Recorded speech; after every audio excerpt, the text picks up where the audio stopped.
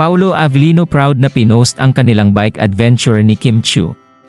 Malalaman mo talagang iba na ang nabuong relasyon ni Kim Chiu at Paolo Avellino dahil na rin sa kanilang mga bondings lately.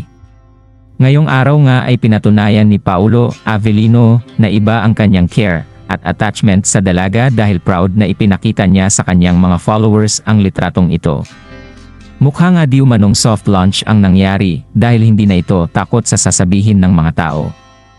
Samantala, maraming Kim Pao fans ang kinilig na makitang ginagawa na naman ni Pao at Kim Chiu ang kanilang usual routine. Masaya nga silang nagkaroon ng bike bonding kasama na din ang ilan sa mga kaibigan ni Paolo Avellino. Iba nga daw ang dating kapag sinama ka na ng lalaki at ipinakilala sa mga kaibigan nito.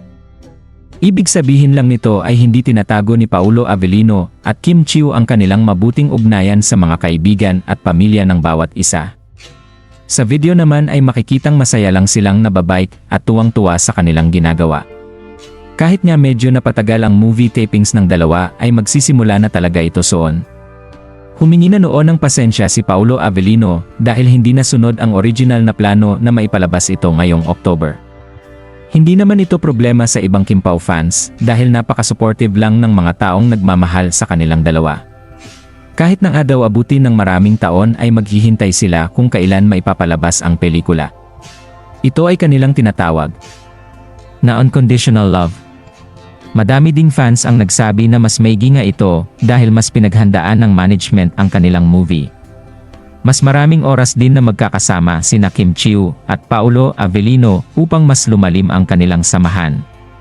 Samantala, looking forward naman ang fans sa darating na mga bike rides at dates ng kanilang idolo. Sana ay mas ma-share pa nila ang kanilang mga dates soon.